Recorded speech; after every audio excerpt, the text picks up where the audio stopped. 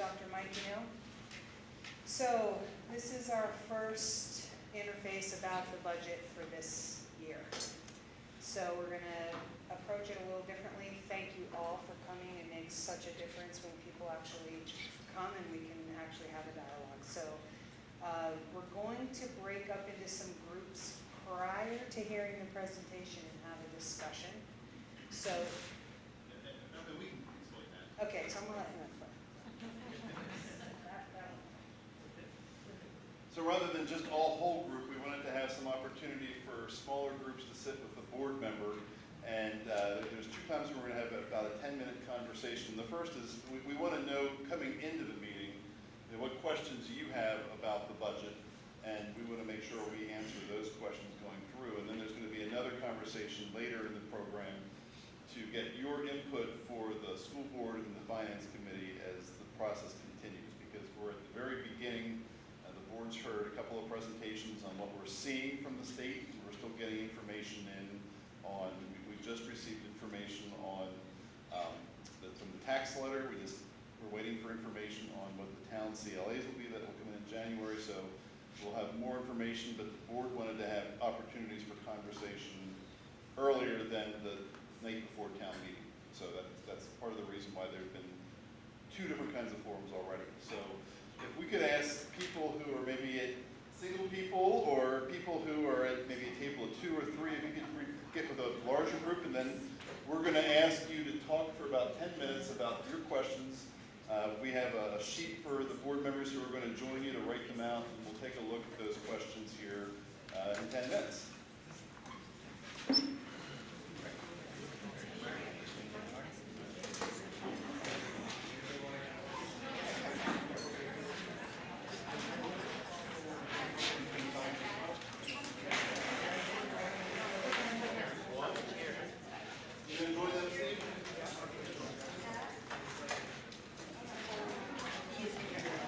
So I am on school.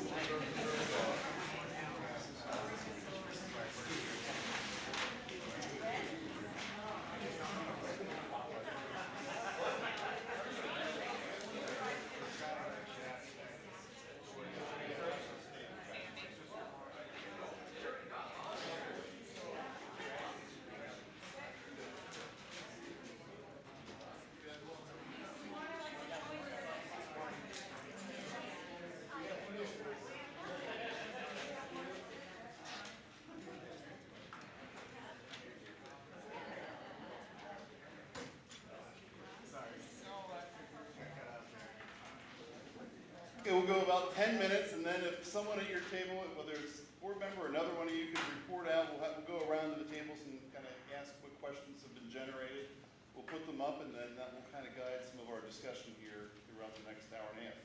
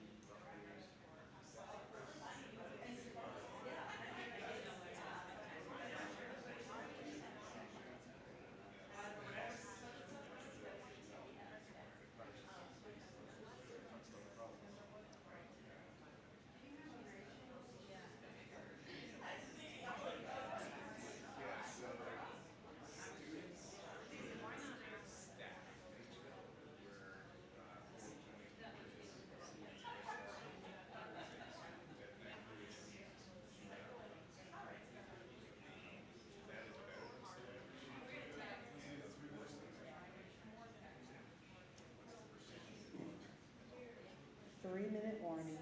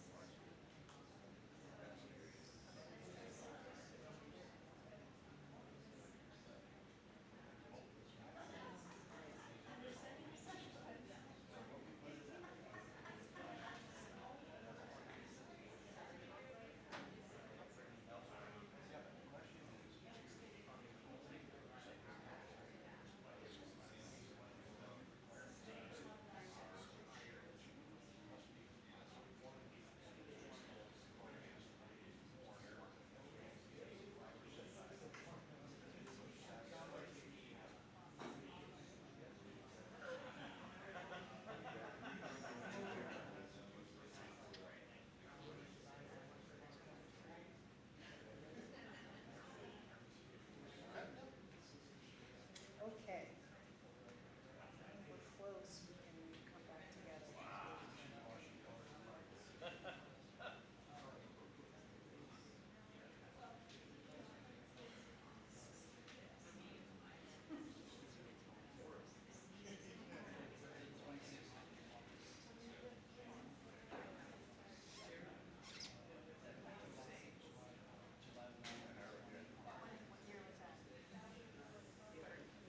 Okay, everybody.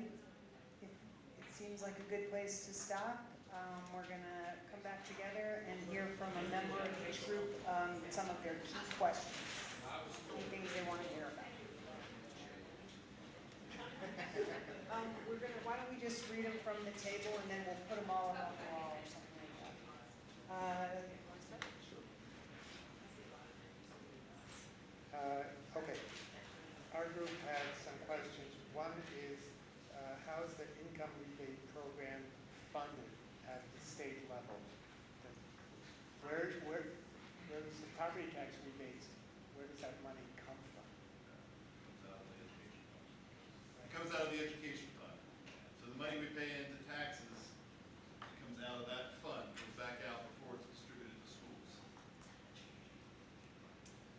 So moving forward, to add to that question, moving forward with our reappraisal process, potentially doubling most reappraisals in most towns, what impact does that have? If budgets stay level, tax rate should basically be cut in half for the federal. Okay. My fear is that schools are going to look at this as a windfall, potentially say, here's our chance to make up what we lost in the last two prior quarters. We'll be able to address that. Okay. Yeah, and we have a slide we talk about that. Okay, thanks. Thanks, Okay, Chris. I'll just keep going. Another question, a general question. How will the school board stay within a reasonable budget, given inflationary pressures and all the trouble we had with budget votes last year. We have that in the presentation as well. As a question about, I'll put it in my own words, why are we cutting teachers before we cut administrators? And the question of two principals at one school came up. Okay, we can talk about that. That's not in the presentation. We can talk about that at the end. And finally, there was a question is, are there administrators who are just, whose job is devoted to DEI issues? The answer is no. Okay, why don't you pass that over to Ben, and you can, Bobby, whatever.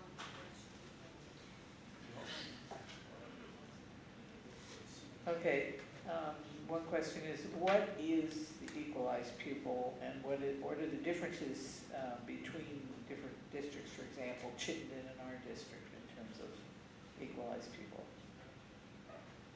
So some of these, I think, based on the questions, I think there's some, we'll continue doing what we do. There's easy answers, we'll give you the answers. If they're in the presentation, we'll wait, and then if it's something else, we can come back to it. So what do you want to do? Equalized pupil is basically an average of student enrollments over a 2-year period, and there's different categories. Act 127 changed the categories of students, so there's a different weight for pre-K, high school students, sparsity, English language learners. For instance, it costs more to educate a high school student versus a PK or an elementary student. So there is a different weight to different categories of students. And that's when I talk about LTW ADM as long-term weighted average daily membership. So that is an average over a 30-day period, the first 30 days of the school, and they average that over 2 years. And then every school district has a different, depending on their enrollment and their average, and their weights for different students. So in other words, Mike, when I was in high school, I was an average kid, so I was worth 1. I wasn't worth extra or less, I was just 1. If I didn't speak English, I would have required extra services, a teacher to be hired to help teach students to learn the English language. So there was an extra cost to that. So that's why some students receive a greater weight in that calculation. Correct. And just as Mike's worth 1, And actually, it may have been worth less than when we talked to some of my teachers. but an English language learner in the new category of weights is 2.49, so it's a different weight to that student.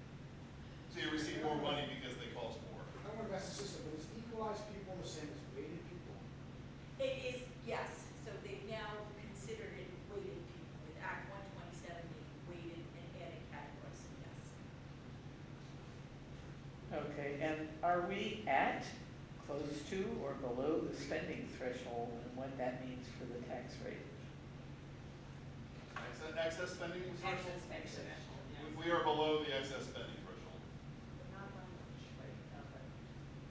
And we'll talk about that during our presentation. What are the high-level buckets that make up the budget? We have that in there too. Yeah. We have- Okay, and for the early college program, are the students removed from the pupil count? And where does the money come from for those programs? And like, is that a loss for our district, or how does that affect the budget? So for those who maybe don't have kids in school, and first of all, these are really good questions. So early college, students can leave the high school and get credits at a college for work that they're doing while they're still in high school. The cost for that, like everything else, comes out of the education fund. So the taxes we pay and the other taxes, that's one of the things that comes out that was created at the state level. Does it count against us? The answer is yes. So the more students who leave our schools, the less funding we get. Now there is a baseline. They guarantee that we won't lose a certain percentage, but we don't receive the same funding as if they would have been sitting in the class at Harvard. And, The second part of that question is how is that? yeah, and how is that paid for? It's paid for from the education fund. Do our budget or do the fund? Well, it's all through the state fund that comes through to us, and we have to pay that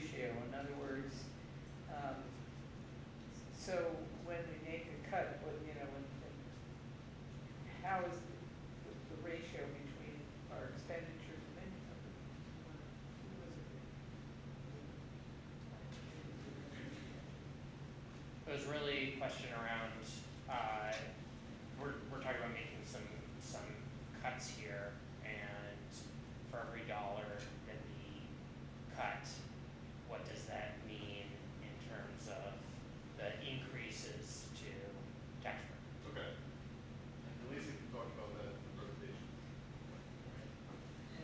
I think the last one also, when we talked about the buckets of spending, the transportation costs, and concern that there are buses that are seen now that are not fully used, not full, and what kind of saving could we see there? And so that's the question in this district. I was not here during COVID, but schools across the country saw more parents taking their kids to school rather than sending them on a bus. So we do have buses that are not as full as they originally were supposed to be. The challenge is, as part of the board's contract with First Student, they purchase those buses. So we can't say now, oh, take those buses back and buy more small buses because it would cost more money. And buses are very expensive. The costs are around $85,000 for a regular diesel bus. So Can we add on to that question? How long is that bus contract? it expires this year. So Lisa, actually, if you were to check the request for bids out in the state, we have a request out for contractors to put in bids for transportation for next year. And they're due back. They're doing tomorrow, yeah.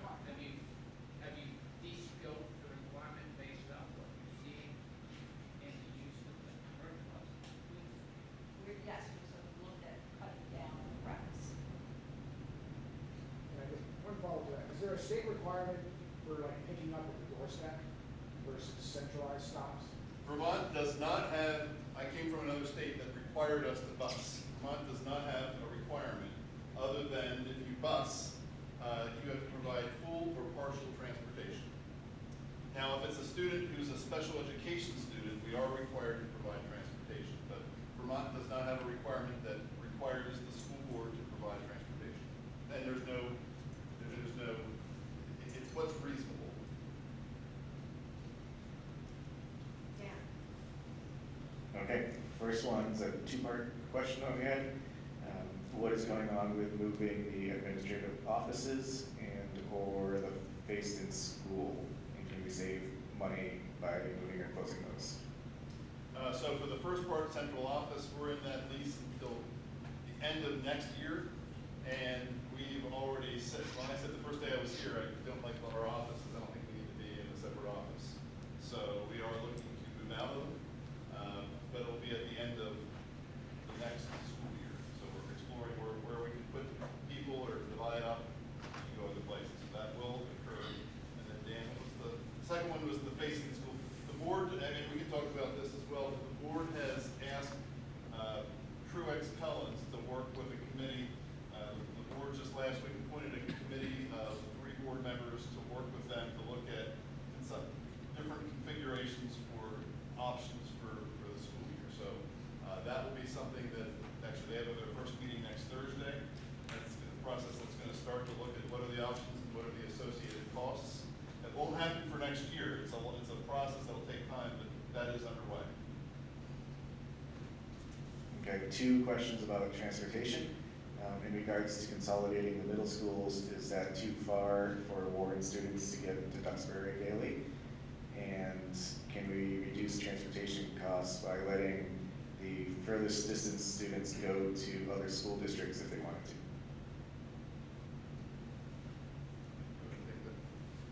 That's 2 questions. The first one was, Too far to go for Warren. people in Warren believe it's Oh. too far. Yes. And that's something that the facilities group is going to have to consider with the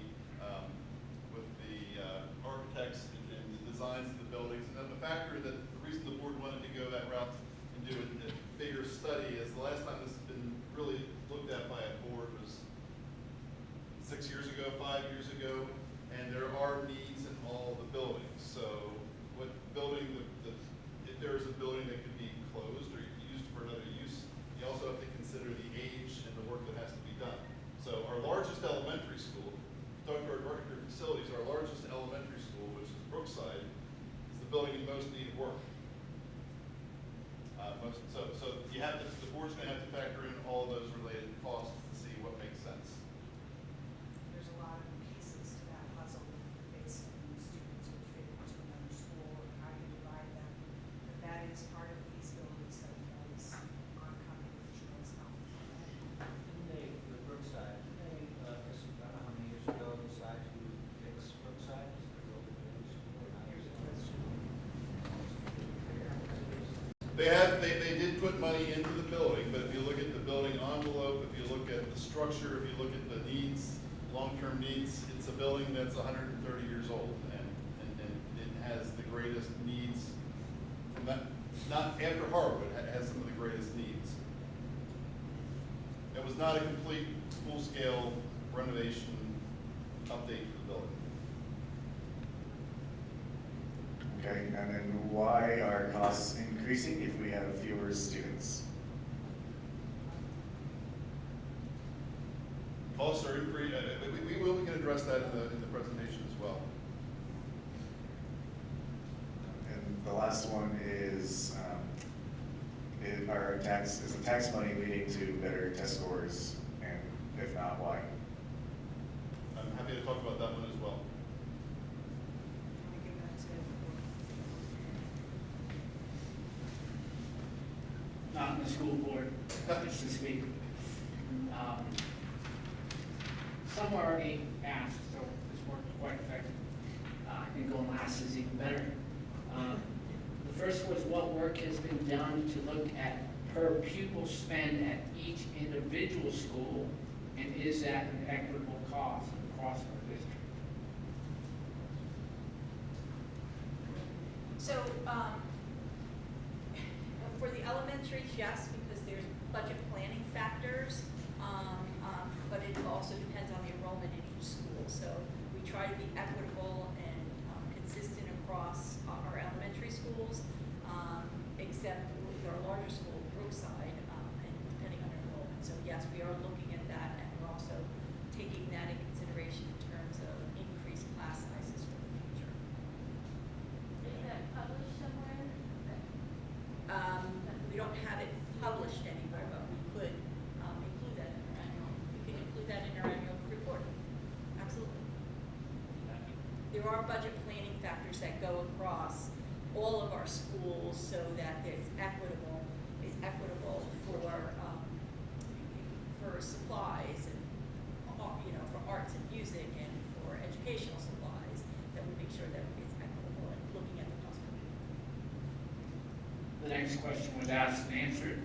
Our third question, explain the cost share regarding negotiations for insurance.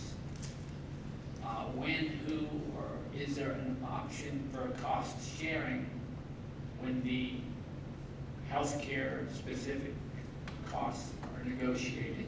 Is that state level, or is that their contract? So in Vermont, healthcare is managed at the state level. So the school board here has no authority, no role in that.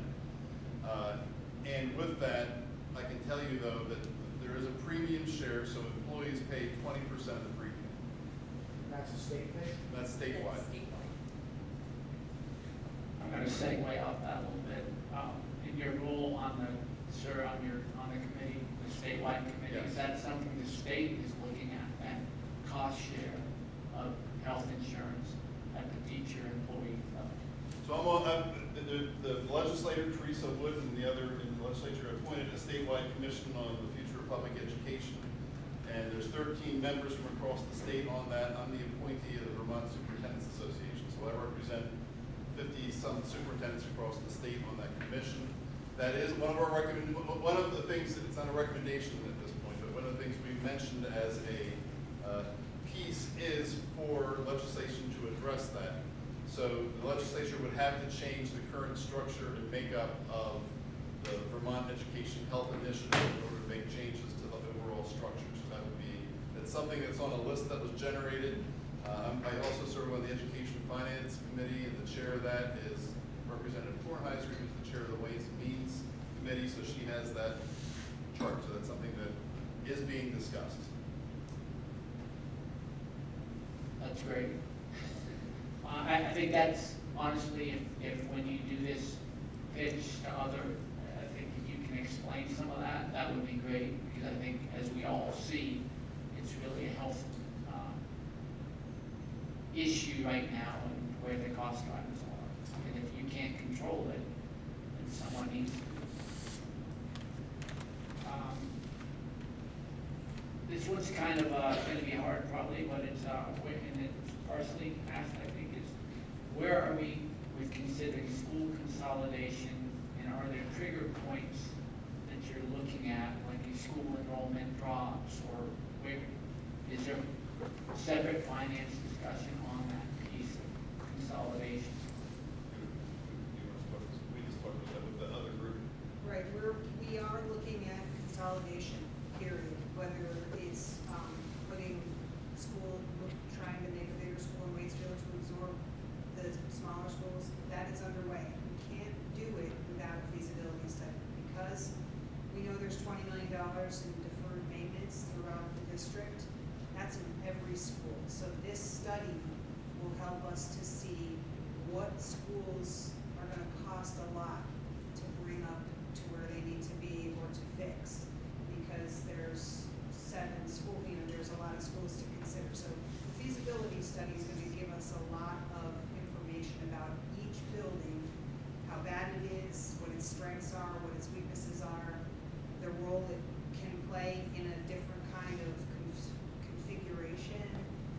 This school, do we put all the middle school here? All those components are part of the study. And we've pushed that from Truex Collins, who is our historically been working with us as architects, to bring that information to us by mid-January, so we can all hear about it prior to town meeting day.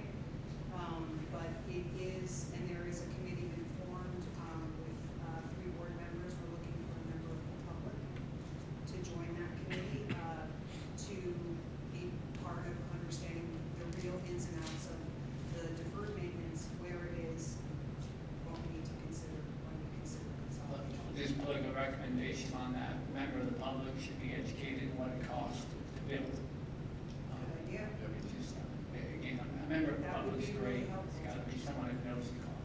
Good point. No, I was just gonna add that there are also capital improvements, if we have to enlarge a school to accommodate other students coming from another school. So there could be upfront costs, not only deferred maintenance, but also to And also, accommodate. there's currently if we do a bond and we add on or build or grow a school, that money gets tacked on to the cost per pupil. Correct. Right now, the law is Well, right to the it cost per does, pupil. it does right now, the way the state's funding education. Correct. The They had legislature said that looks at other straight. options. Yeah. And our debt, just to let you know, the debt that we still have on the books is not counted in our educational spend. That changed this past year. Any new debt is counted.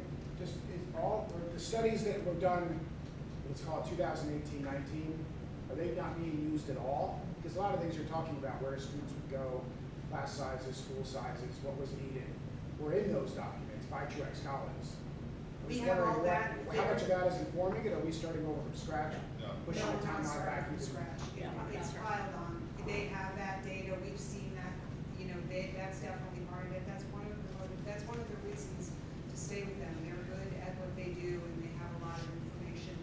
And they know about, like class size, they know a lot of stuff. They were in the know already, so they gave us one.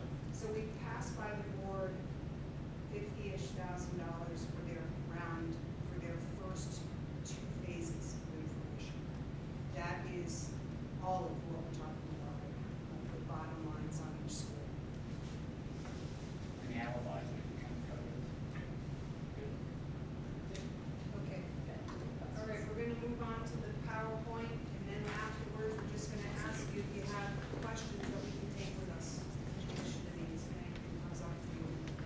And as we start, the question of school performance came up, and as the academic person in charge of all the schools, what I can share with you is, number one, the state changed their testing last year. So the new testing doesn't equate to the old testing, so we are really kind of at the baseline But what I can tell you is that U.S. News and World Report annually analyzes across the state test scores and other factors related to performance. And the study released last month lists the top 10 elementary schools in Vermont. 3 of the top 10 elementary schools are in this school district. Harwood ranks number 12 in the state for academics. And so what we're seeing on the metrics is that we are performing well. As somebody who has moved here recently and spent a lot of time on this, what I can also say is that our state agency of education has said that they, up to this point, and I think there's some thoughts in changing it, but they are a regulatory organization. So we don't have statewide recommended curriculum. We have standards, just standards. So there's a lot of things that do not come out from a statewide perspective. We are very much a local control, so there is not a lot of coordination. So it's hard to get a true picture on what that looks like across the state, but based on an independent organization who looks at best schools, colleges, all kinds of things, our schools are performing very well overall. This school was 16 for middle schools, and they base some people don't think it's super reputable because they don't have a broad enough thing that they look at, but they look at math scores and literacy scores to choose those in the U.S. News and World Report's report. And of those schools that ranked in the top 10, Waitsfield School came in at number 3 in the state. So the focus, as the Finance Committee and the district has talked about what the focus is going to be, this year's, I don't like to read slides, but this year's budget is focused on cost containment, and the school board is proposing an increase that is aligned with Governor Scott's recommended 3% increase. The governor sent a letter to superintendents and school board members back, I think it was October, saying this is going to be a year where we have a lot of issues with costs again, and I am telling my administration to focus on no more than 3%. Our board talked about that, and the board gave Lisa and me the charge of a budget that does not increase year over year more than 2.75%. So that is one of the focuses, but that will require, based on our funding from last year, we are in the process of reducing our budget by around $2.4 million. So that equates to reductions in staff positions up to probably 15 to 20 staff positions. So they are the pieces of discussion that we're in right now and we are working on right now. And what are some of the primary challenges? Costs are increasing faster than inflation. We were originally told, the question came up about healthcare as an example. We were originally told by the Vermont Education Health Initiative, the statewide board that manages it, that we could expect an increase between 16 and 20%. They used some reserve funds, and that is coming in at 11%. So they are some of the costs that we're seeing that greatly outpace inflation. Lisa mentioned that we went out for a transportation bid. First Student has been our provider. We have extended our contract with them for the past 2 years, and there is a restriction from the state, from the legislature, that if you renew a contract, you can't exceed, I think it's 3%. So if you look at transportation costs, the costs that they are paying for fuel and everything else, their costs are, so we're not sure what that's going to come in at, but we are seeing costs that are going above that amount. So there's some information on here. A budget which provides the same services and programming as last year would have been a 7.3% increase. So that's why our board has said we need to stay under the 3%. We can't increase by 7%. We have to increase in the neighborhood of inflation. And then the other piece is only a fraction of the revenue is generated in the district. So our costs had a limited effect on reducing our taxes. In the next slide, I'm going to talk a little bit about that, how our funding system works. So the best example we can give, and we just have 3 districts listed here, but there are over 116, is that what it is? 116 districts in 50 plus school districts or supervisory unions. So every school district proposes a budget that goes to all of us, and our voters either approve it or reject it. Once a budget's approved from all of those school districts, that bill goes to the state, and that is the total need we have for funding across the state.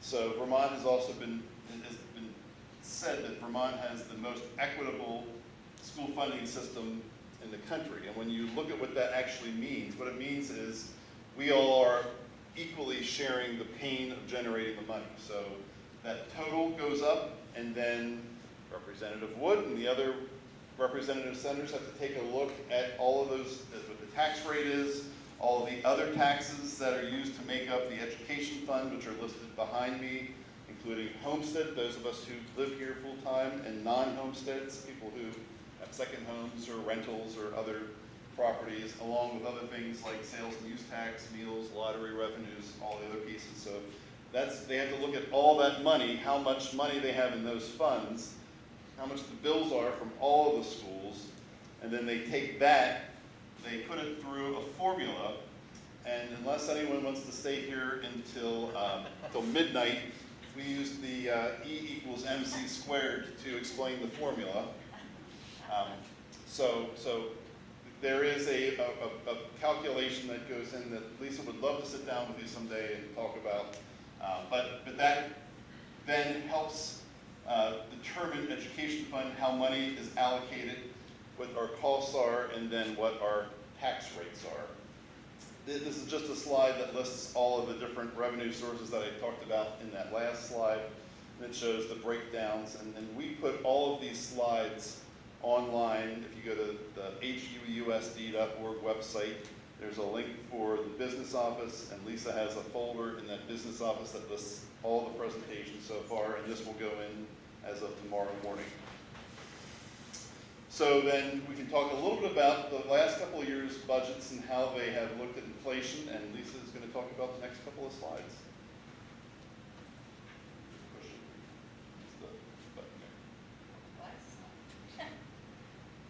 Okay. So what we just want to do is show a representation over our approved budgets for the last 3 years and what our proposed budget is for fiscal year '26. If you see year over year, we're slightly above or slightly below inflation, and for fiscal year '26, we're again proposing a year over year increase of 2.75. We don't know what the inflation rate yet will be. Oops, wrong way.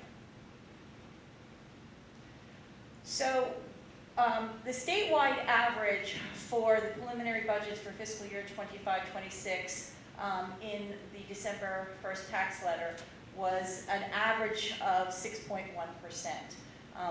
We're looking at, again, a 2.75%. The board gave us a directive of 2.75% increase for our educational budget over the current fiscal year budget. I keep going the wrong way. So having a 2.75% increase year over year in our educational expenses, when you net out our voter-approved budget, you're netting out then the revenues, which actually equates to only a 2% increase over our educational spend that we're going to be asking the state to fund us. So even though we have a 2.75% increase in our expenses, when we net out the additional revenue we're projecting to receive in fiscal year '26, our bottom line is only a 2% increase over our educational spend request from the state from the current year. Lisa, what makes up those revenues? So we have category aid, we have obviously our tax dollars, we have different types of funding that comes in for our sped ed budget, our special ed budget. We have Federal money. Some of it's federal money. some of it's federal, but this is all money that is coming in to offset our general revenues. So that we deduct that net revenue, and we got our educational spend. So this is key, where the governor's recommended less than a 3% increase in educational spending. We're actually netting out to 2% increase in our educational spend. All right, I'm gonna put my glasses on.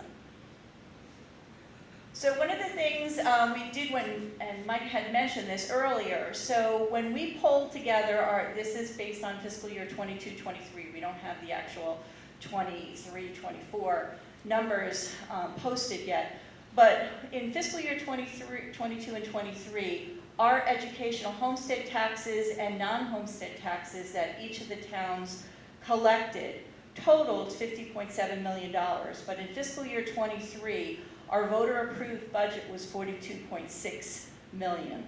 So $8.1 million then was dispersed throughout the rest of the state. So 84 cents of every dollar stays within the district, and in fiscal year 23, 16 cents went out of the district to fund other districts throughout the state. So we, all 6 of our towns, we send 50 million, and we get 42 million back. Yeah, but why did we raise an additional 8 million if we didn't need it? Who set that? Because we fund, as a taxpayer, I help fund all the schools in Vermont. All the schools in So Vermont. I'm saying that somebody else set the additional formula that created that 8 million Yes. outside of what we actually require. That was something for the state. Right. Yes. That goes to other towns that have higher need for students. We're Well, it's generally all- wealthier towns with a very attractive, we're attractive towns to live in, so our home values are generally more than some towns in Vermont.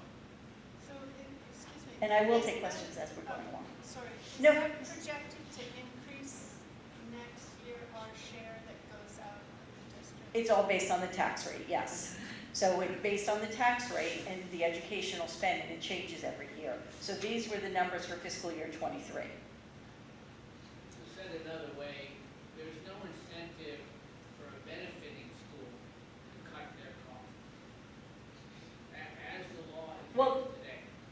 There is, because there is actually what's called excess threshold. So there is a cost per pupil, and if we exceed that, we will get penalized. That's been on hiatus for a couple of years. So part of the reason our board told us we had to cut is because we are close to excess spending. And if we go over that, it's essentially a double tax for the amount you go over that. And we don't want to pay that. We shouldn't, we need to keep our spending and keep lowering our amounts. I guess what I'm at, let me ask this a different way.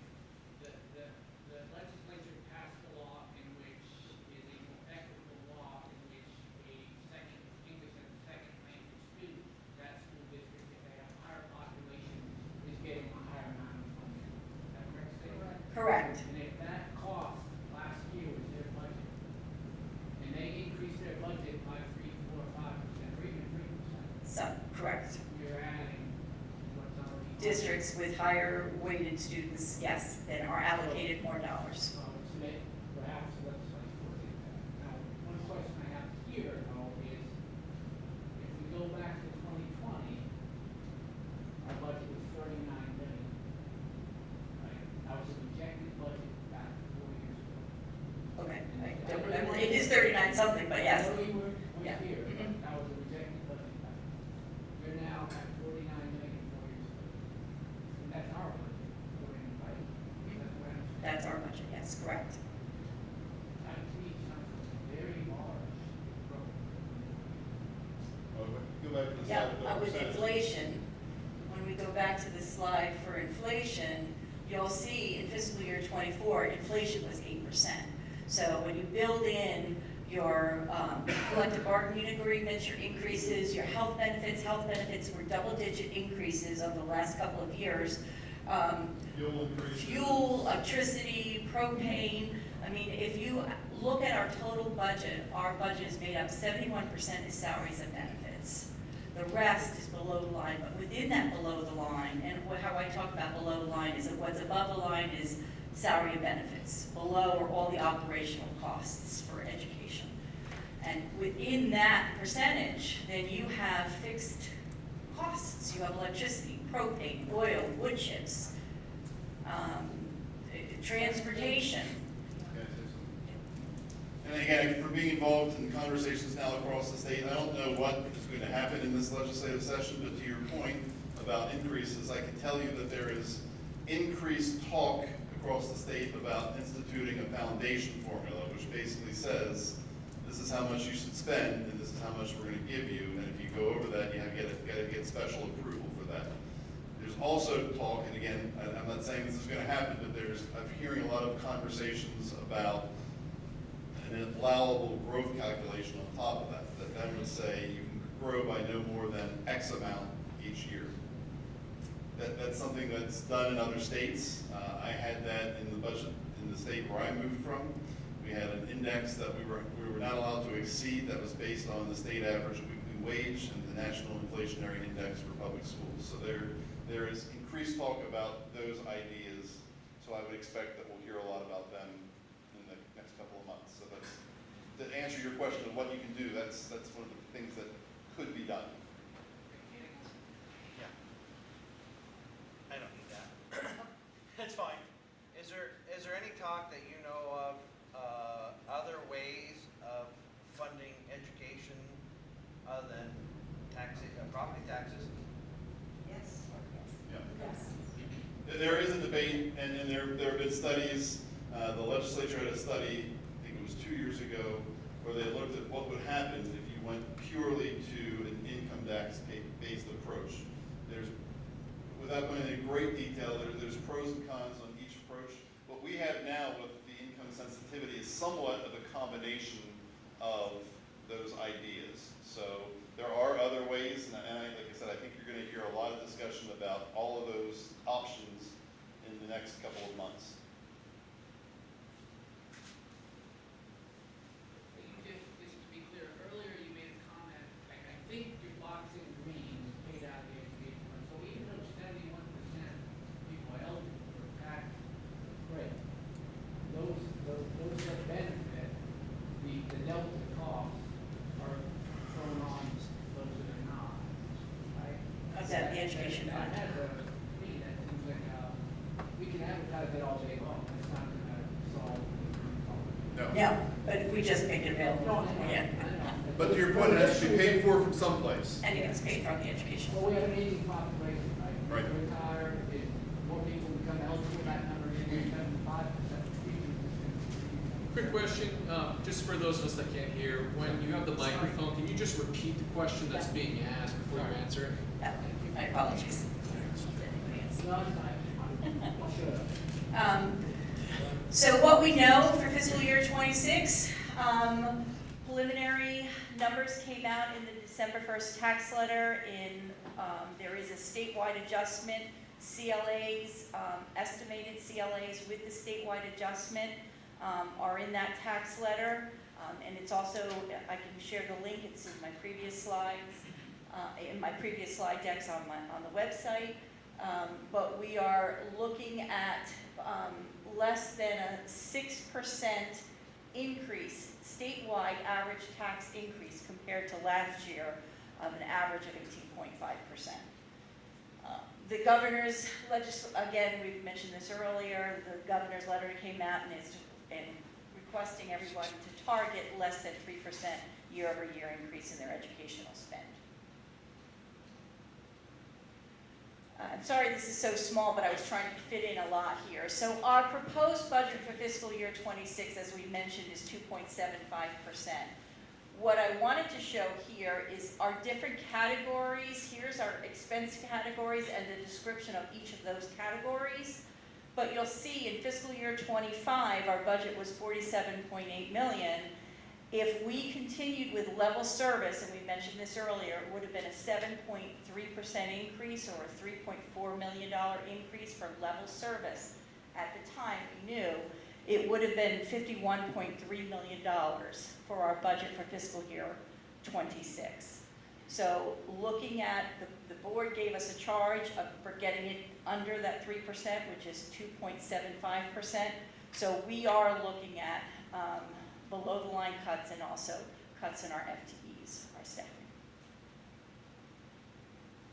Questions? Steve?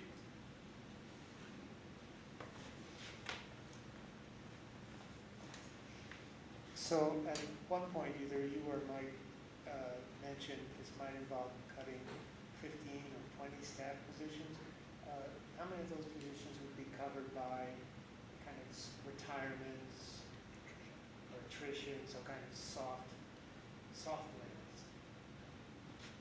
So the few retirements that we've heard in the wind would have to be replaced, they're classroom teachers. So right now, we don't have any soft FTEs. But again, this is very preliminary. And also the number fluctuates depending on, because we have to look at the seniority list, bumping privileges, and then what the actual salary and the benefits cost for each, because a teacher versus a power versus something else, the wages of labor, including salaries and benefits, vary. So we are looking from anywhere from 15 to 20 FTEs. Any questions?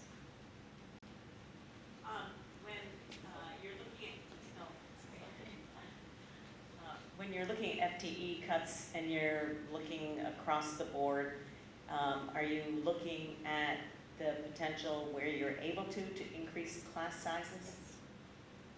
So that's one of the things we are looking at, is what schools can increase class sizes by combining those class sizes. Brookside, where we can, we're trying to reduce classroom teachers and increase class sizes. Okay. Yep. And just to note, the school board finance committee, Dan here has done a lot of work on a frequently asked questions with some other board members, Steve and some other more, and that will be published soon, but it addresses staffing and it addresses administrators, which was discussed earlier. There are regulations, State Board of Education regulations, that say how many we can have per class. It also says how many principals we have to have. So for example, on the principal side, it says if you have 10 staff members, full-time staff members, you must have one principal. So that's one of the reasons why we have the number of principals we do. We operate 7 buildings. 7 buildings with 1,700 students. So that's one of the other reasons in that frequently asked questions they discuss scale and consolidation. There was another study that was updated at the state level this year. It's called the PICA study. It's a really good report. It's also somewhat based on national averages. So what they say is that if you look across the country, if you look, for example, at an average elementary school, a school that makes the most of its scale, what's the optimal number for a school? The optimal number for an elementary school is around 400. Vermont has very few elementary schools that have 400 or more, but 400 is when you can start to see some of those optimizations and see some of the reductions. So that is staff members and also with teachers. That's one of the challenges that we face and other schools in Vermont face because of our size of schools. I have a question. On the free meal program, where's that funding come from? Is that in the budget? So the universal meal program, I think it's around $50 million. It's from the education fund. So, I mean, is that going to be discussed? That's on on the large list we have. It's one of the things that's on the list. I can talk about it. Okay. But so there's talk of increasing class size, but in a school that has, let's say, 1, 5, 6th grade class of 17 kids, are you talking about making 2, 3 to 6th grade classes? Well, then that's How do you do that on a small? I don't get how you do that. That's the biggest challenge that we have, because if you look at our class size numbers based against what the state says we have to maintain, we don't have a lot of fat in those areas. So if you have, for example, the Waitsfield School. The Waitsfield School is at capacity. There is essentially, if you look at the number of students, there's not a lot, our class sizes are towards those allowable sizes. And what we do, what this school district does, the reason we have combined classes, grades 1 and 2, is because, first of all, you're trying to take advantage of the fact that you are smaller and that you want to have greater ability to balance class size, but also you want to have greater ability for students who are in a small school and are with each other from pre-kindergarten through 6th grade. You don't want to have the same, educationally, you don't want to have the same students sitting in the same classes with the same peers for 8 years. So there's a couple of reasons that we do that, and that's what makes it hard in particularly our valley schools to really increase class size, because we are not, again, at very small classes like you may have heard some schools in the state.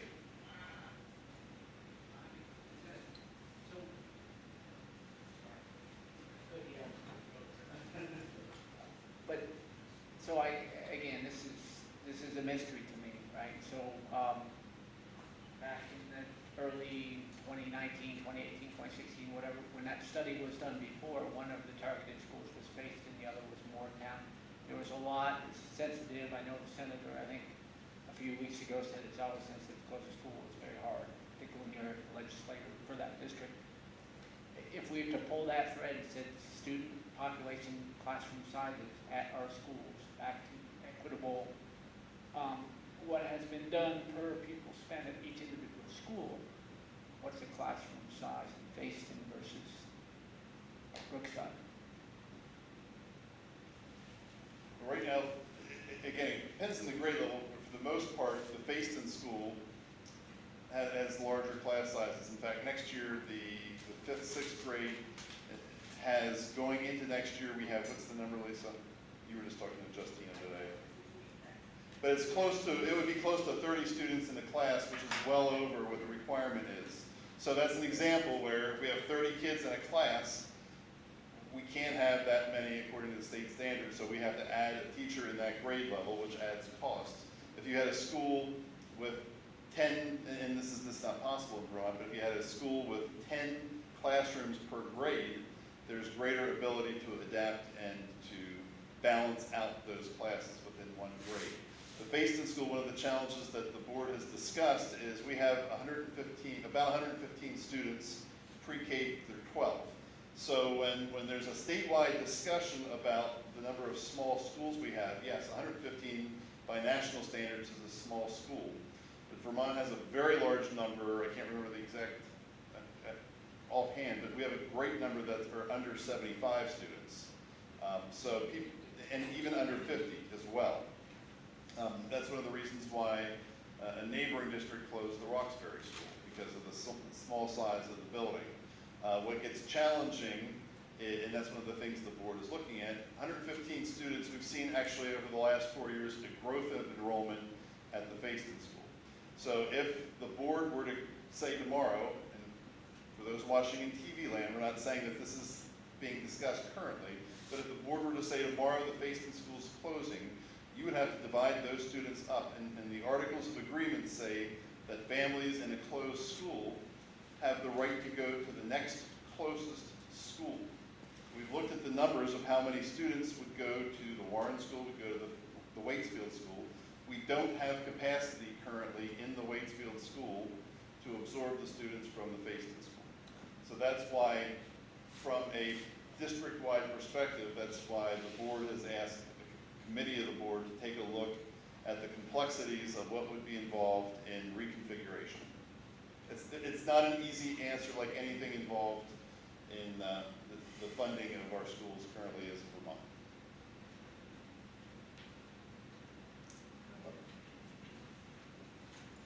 Mike, I've got a few comments I'd like to Go ahead, make at Chris. some point.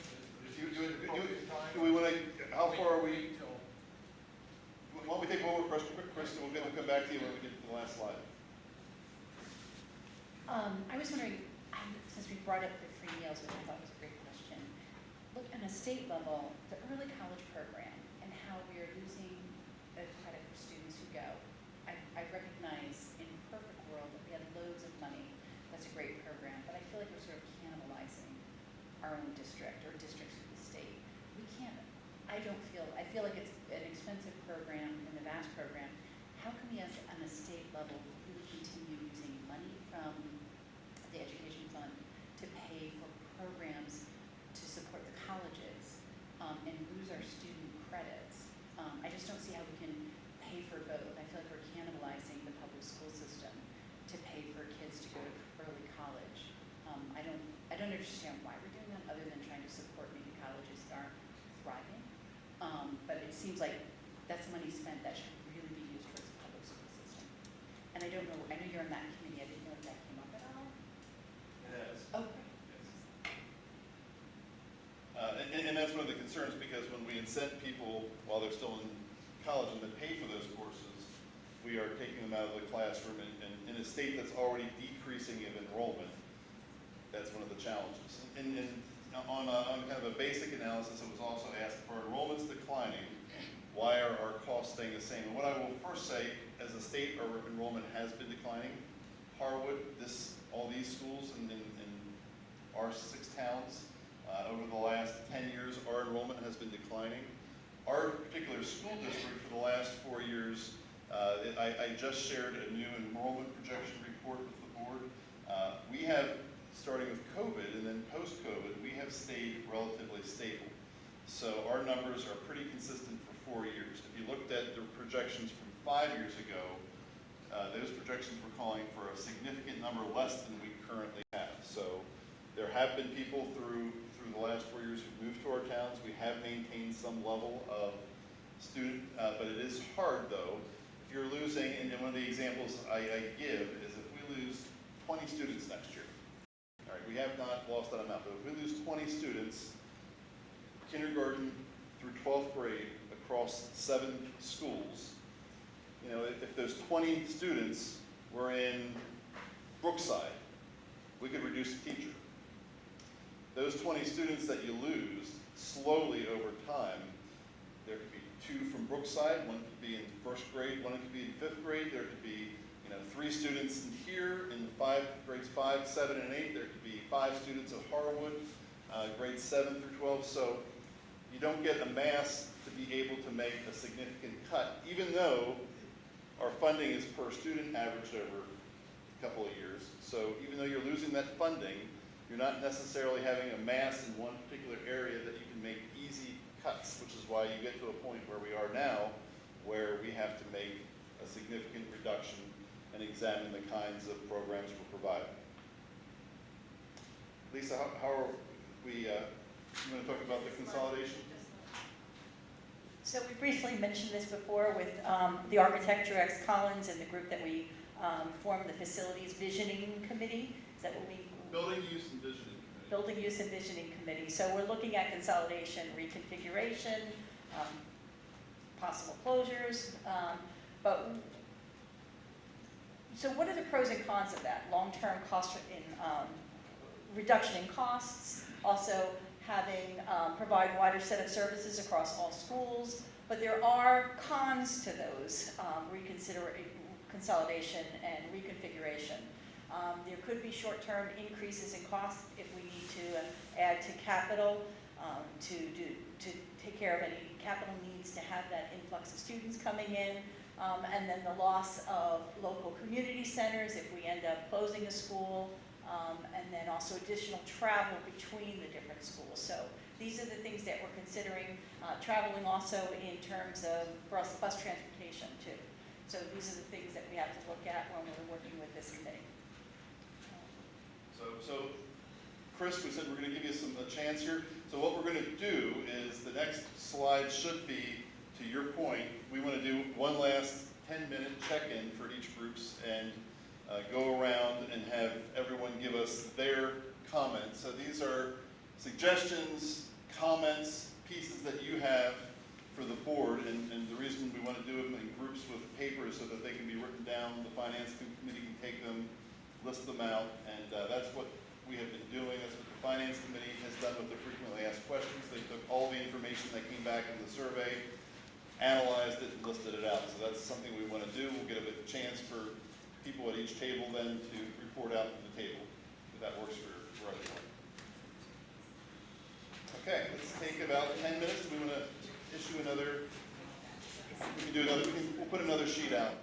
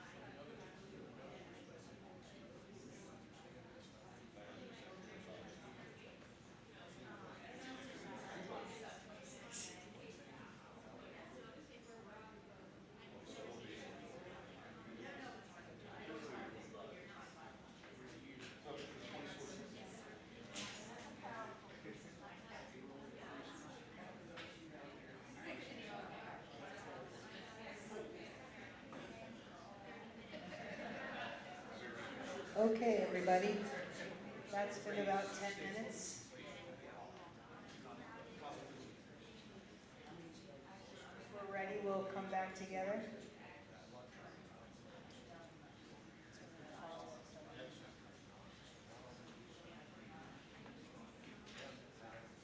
So if we've come up with any follow-up questions, we are going to keep these papers and we will add these to the questions we're working on and potentially put them in the FAQ. So why don't we start over here? You want to start? Is there anything new? Yeah, I think first question was, is our district realizing and capturing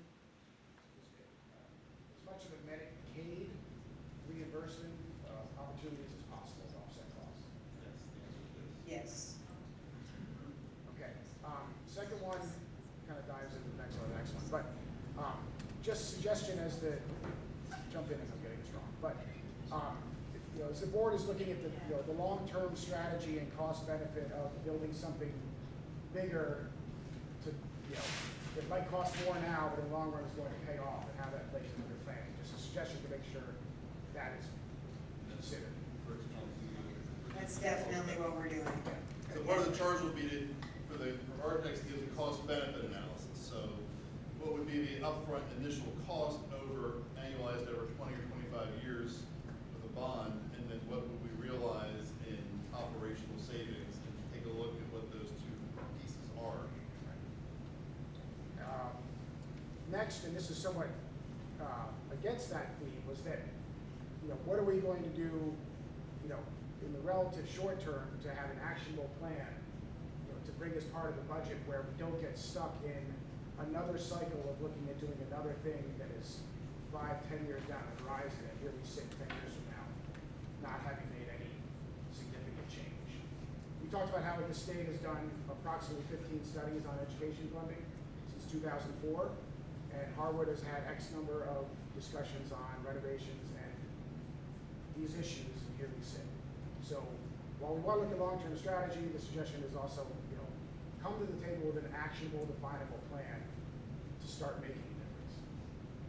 And not just, cost cutting is going to happen, but that can't be the only thing. That's Shouldn't true. be the only thing. That is the plan is to have an actionable plan and then bring it to voters next year and the year after as we walk through the growth and changes.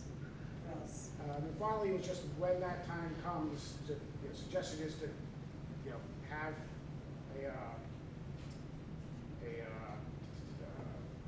I guess well-defined, marketing plan and PR plan to outline the benefits of it, so we don't end up having people looking at the short end of the stick and how it's going to affect them and their student right now versus what is good for the district, and articulate that in a coherent fashion among the board. We have some great people involved to help us make that messaging clear. We realize that. That's definitely, it's hard to get everybody on the same page. Every time I go out, I hear something crazy that I can't believe somebody thinks, but that is definitely, we have people from the community, people on the board, people in the admin, everyone working together for that messaging. Dan? How many places are bidding on the transportation contract? No, yet. The bids are not due back until tomorrow morning. It'll be open publicly in central office at 2:30. So, to date, I only received one bid. And that's from First Student? It dropped off, we can't open it up, so I don't know. Yeah, they're sealed bids. Okay, so there's one in there. Really hopeful that we end up with one. Along those lines, it used to be that school employees ran transportation. Is that also? Can you speak up, please? He said it used to be that school employees ran transportation, and is that a possibility? Elaborate, what does that mean? Do you know about it? Yeah, well, it used to be that there was someone in charge of busing. It was a supervisor who had people who were the bus drivers. And as the school owned the buses and. I remember those good old days. That is tricky because we do this on a district-wide basis. So having buses per building, and we had our own buses in Warren for years. And our principal just battled Bridget and kept his buses and kept them on the road. And we went to school all the time, and it was really great, that independent control. But that's tricky with this giant. Now that we're all merged, that's one of those bigger expenses. A comment about property taxes can't be the backstop of the money. Right now, it's kind of whatever, everything else doesn't cover, gets thrown out property taxes. And the property tax notifications should go out earlier, so that people can budget their personal finances to be able to pay for property taxes. And then a question about what other districts are looking at for percent increases this year, do you have a sense of what other districts? The statewide average, according to the tax commissioner, is 6.1%. So they go the gamut. I saw yesterday I had a meeting with the superintendent from Champlain Valley. Their budget's out there, and they are looking at significant cuts as well.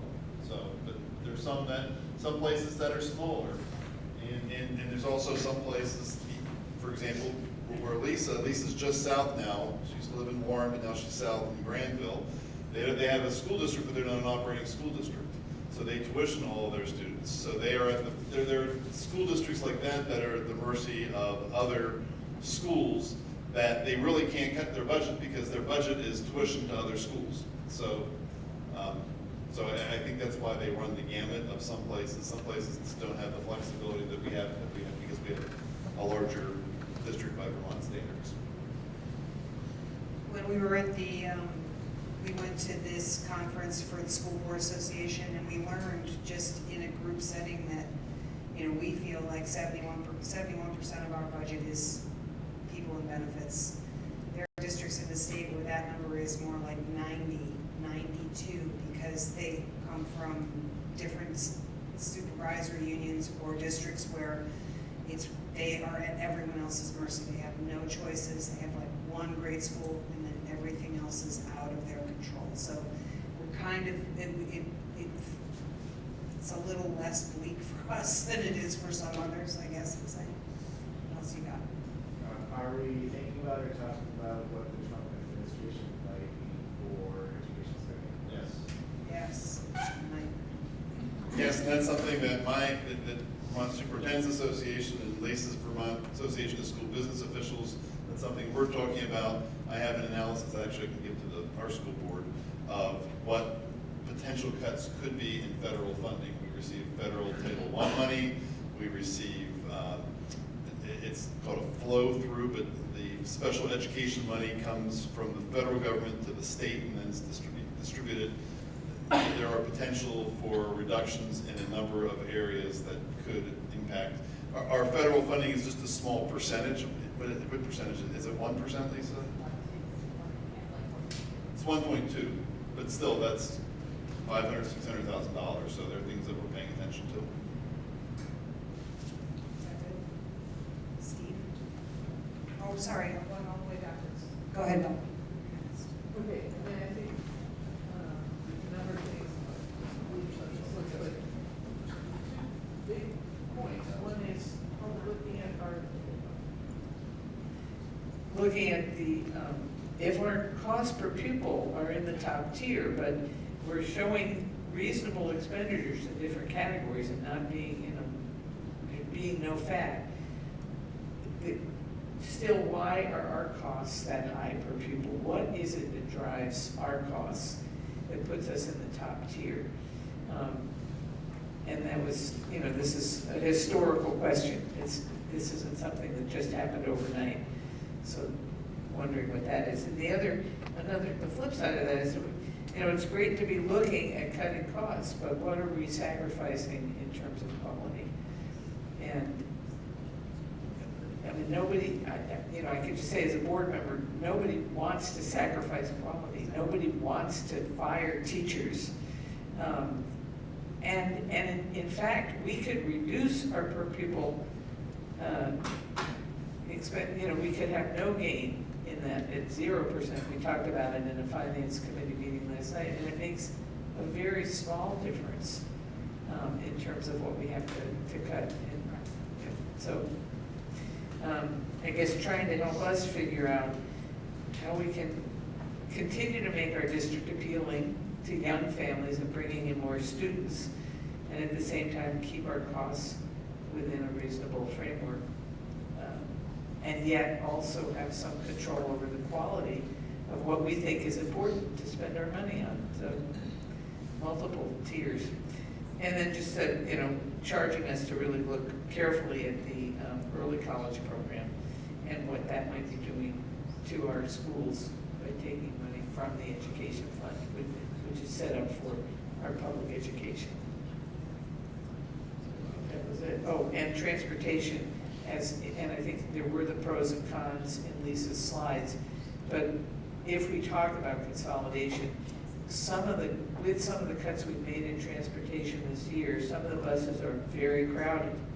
So we have some buses leaving empty, and others, particularly with older students, as you get sports bags and all kinds of equipment that come onto the bus, and narrow seats, so we have to be looking at that.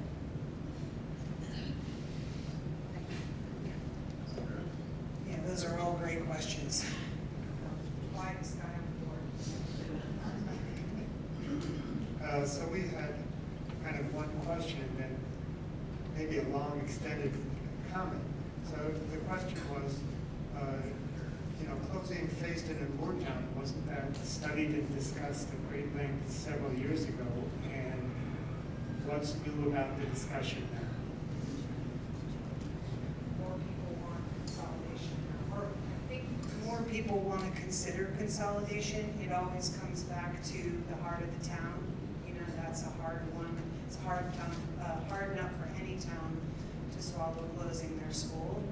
I think given the pressure, plus the amount of deferred maintenance spread all over, so we need to know more about that.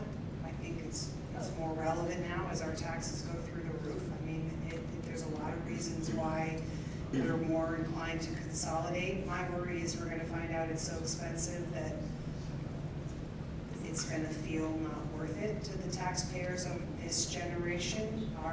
Our generation who's currently paying taxes are going to, prepare for the next generation, but we're going to pay. And that, if we enlarge the Waitsfield School, we're going to pay. If we change this school, we're going to pay. But we're going to turn those rocks over thoroughly. And yes, there have been multiple studies before anybody on the board was on the board, or before these two people came to work here. So we're kind of in the highest pressure time, perhaps, because of our new big government, as well as our insane tax increases from last year. So that's a great question. I hope we're doing well. Thank you, everyone. Yeah, you can make one more comment, and then Chris. There was also a lot of discussion at the table. People, if I paraphrase it correctly, people said, okay, tax rates are going down from 16% to maybe 6%, but the board shouldn't be patting itself on the back. This is it's a big increase. A lot of families in the district are living on the edge. These taxes are a real burden, and people feel that they're going to be forced to leave. So, this kind of resonated with me when Bobby said, we want to attract new families, but we also have the families who have been here for years and years. It's a very difficult time, and the board's work is far from done. I agree with that, and there's no one on the board patting themselves on the back. There's a lot of us scratching ourselves on the head, and there's no, we're all in it together. I'm paying taxes in Warren, and everybody here is paying taxes somewhere, and we're all paying just as much. We know that. I guess I would say that you do deserve some patting on the back. You're volunteers, you've got a very big responsibility that clearly very few people are interested in taking on. So you do deserve a little bit of a pat on the back.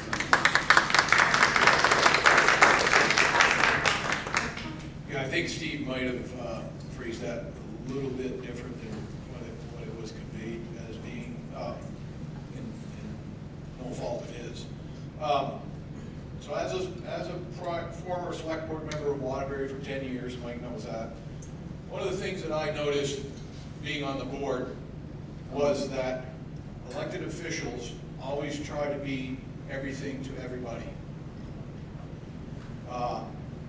And that has put us, unfortunately, in the position that we're in today, along with many other factors. I had mentioned earlier that during COVID, the state was given $1 billion. And the reason I know that is because the former minority whip, who was a friend of mine, told me that.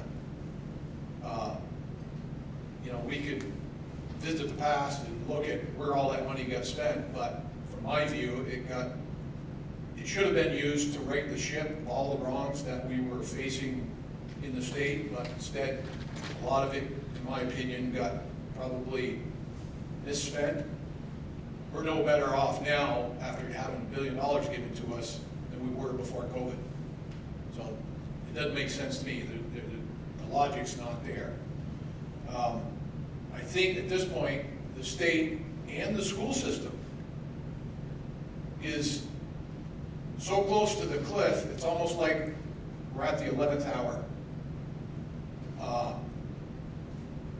These increases of, you know, you guys have done an honorable job of trying to keep it at 2.75, but from what I'm hearing Mike talk about, we're looking at, with everything included, a possible 6%.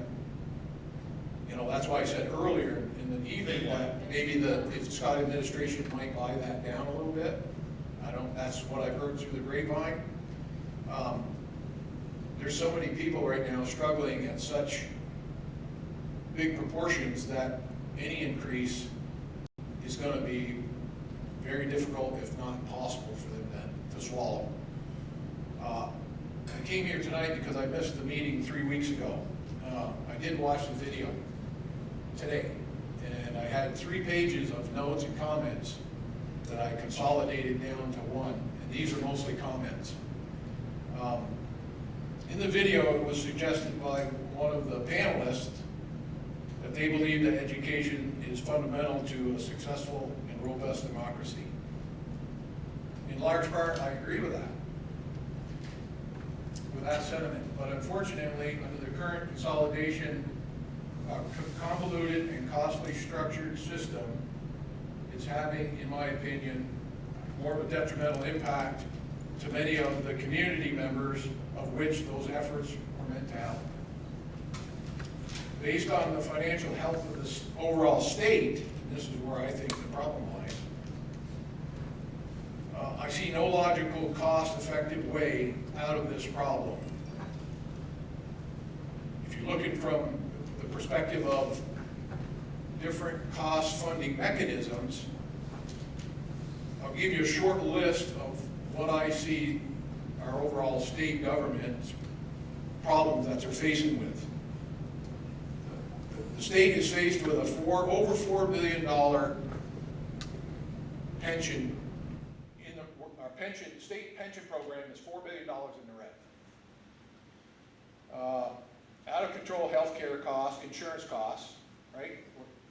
It was on the radio this morning that the state of Vermont was #1 highest in the state at 27% increase in insurance premiums this year. The next lowest state to us was 19%. Now, it sounds like those have been revised a little bit in some manner, but I think the overall number started out at 27%. Out of control health, our hospitals and colleges across the state are hemorrhaging for more money. Green Mountain Transit just stated that they're $3 million in the red. We have a growing housing problem. We have a growing drug and crime problem. Statewide schools are in disrepair to six to what I believe is going to be closer to $8 billion it was suggested that a $3 million budget proposal or increase or cost analysis of $300 million a year for 21 years equals that $6 billion. But if you include inflation over that 21-year period, I think you're probably closer to $8 billion. Now, I don't know where you're going to dig that out of your butt on top of these other issues that they're faced with. So to look for alternative cost funding mechanisms is going to be a really hard, tough hill to climb. So at the end of the day, you know, I commend the school board for doing what they've done. I wish you all luck in the future, and let's hope that the state legislature comes up with some ideas that are going to end this problem for a lot of the people that are suffering. Do you mind sharing your notes? Sure. Thanks very much. Anybody else, questions, comments before we move on? We do appreciate this so much. We'll do Ben and then. Yeah, I just wanted to, I'm one of the only board members who actually have been quite silent tonight. And I just wanted to, first of all, thank everyone for coming this evening, but also wanted to just let you know that behind the scenes, board members, what you're not seeing is that even on camera and off camera, board members are really hard at work trying to think about how we can do the very best we can do with the very least amount of tax dollars we can get away with. We just want to let you know that if we have to take tax dollars, it's because we are trying to do the very best we can do with the responsibility that we've been given, which is the care of the district's children. So we're balancing, right, the tax bills with the care of the kids, and we're trying to figure out a way forward. But we're trying to do all of that with this background noise of the state and their formulas and the changing targets. And we're trying to do all of this with us trying to trying to play catch up. So I just wanted to let you know sort of the human side of that, which is even when you don't see the cameras on, even when you don't see us giving speeches, even when you don't see what's going on, we're really hard at work behind the scenes trying to get the business done for you. Just wanted to give you a heads up on